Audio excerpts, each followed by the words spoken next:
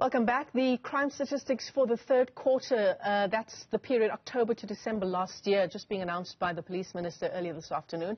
Let's unpack some of those numbers for you. Dr. Guy Lamb is a policing expert and a criminologist with the University of Stellenbosch, and he joins us this afternoon.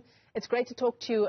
Guy, thanks very much indeed for coming on. There were so many numbers. I suppose it's difficult to hone in on a particular area, but shall we begin with the murder statistics, which the police minister says compared to the same period the previous year, so 2022, there was a reduction, but then if you look at quarter on quarter, there was still quite a massive increase.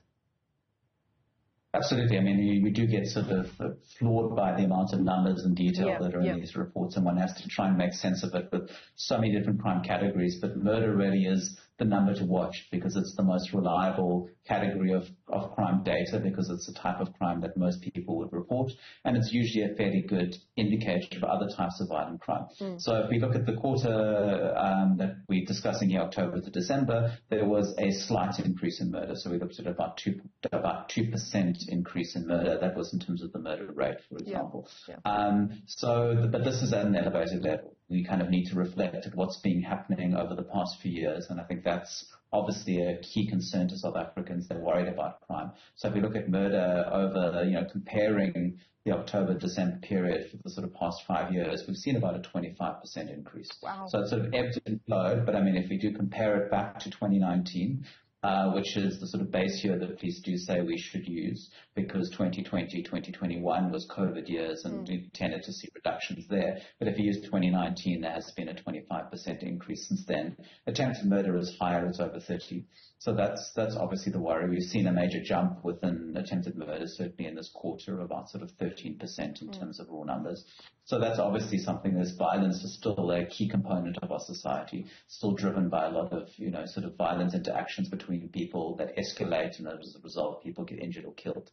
So we're still seeing, unfortunately, we're not seeing major escalations in the murder rate, but it's certainly sitting at very high levels.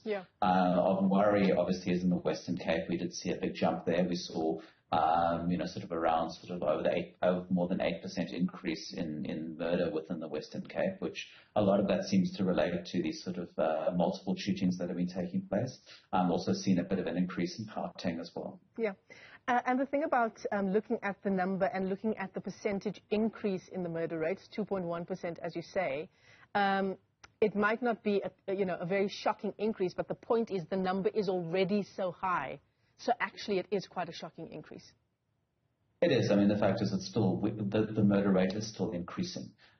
It's increasing not as much as it previously has, but it's certainly increasing at an elevated level. And if we looked at, for example, the annual murder rate, so over a 12-month period, I mean, the last statistics, which were 22-23, so that we looked at about 45 per 100,000, and that puts us well up into the top 10 in terms of countries' murder rates. We are in the top 10 in terms of highest murder rates in the world. Yeah. What is the number? I think it's 80 people being killed in South Africa or thereabouts every single day. That would roughly equate to that, yes. Yeah. So the minister also lauding the success of Operation Shanela. It was started in May of last year, and he says 442,000 suspects have been arrested. And we know in a country like ours that struggles with our judicial system, Guy, that's not a real indicator of the success of insofar as prosecutions are concerned. It's an indicator that the police have been busy and the police have been trying to do something about the problem. In the past, Operation Shanela is not new. We've had Operation Crackdown, we've had Operation Fiela Reclaim in the past. So it's a similar method. The police will often go into high crime areas, sometimes with the military, sometimes with other kind of government departments, personnel, and they'll arrest a lot of people, typically either in possession of illegal firearms, or they've been, on wanted lists, or they're, caught perpetrating crime at that particular point in time. It can reduce crime on a short-term basis because you're taking people who are potential perpetrators or perpetrators and firearms and other weapons out of that context. Doesn't solve the problem of crime. And then the big problem is then not many of them actually end up in court with convictions. So very, very small numbers of those the NPA takes through to court. Many of those individuals will not see defense some time in jail, but they might not necessarily be convicted. We have to talk about our GBV numbers. The police calls it sexual offences and related crimes. Guy, I don't know if you have the exact number insofar as reported rapes are concerned, but there was a 1.7% decline over the period under review. What does that translate to?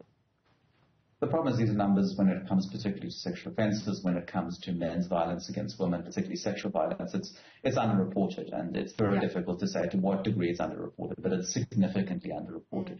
So if the numbers go up and down, it doesn't necessarily mean that the actual offences have gone up and down.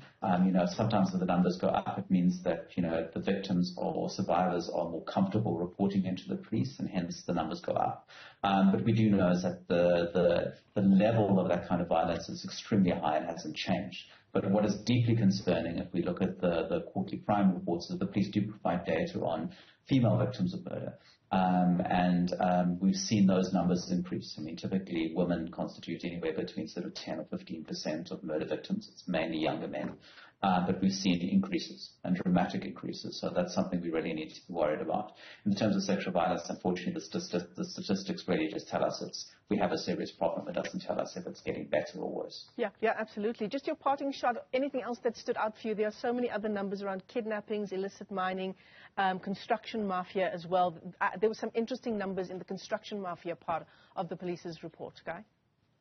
I mean, the important thing is the police are now prioritizing this. I mean, because these are sort of minor relative to murder, attempted murder, assault, robbery, those kind of circumstances. But they do affect the ability of the economy to grow. They do affect investment. So it's important that the police take these things seriously and seem to be yielding some sort of outcomes, which is really, really important.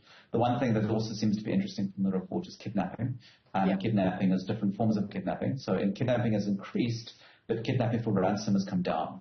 So that's possibly an indication that the police have been investing a lot in trying to combat this, and there's a possible that their efforts are yielding results in that regard.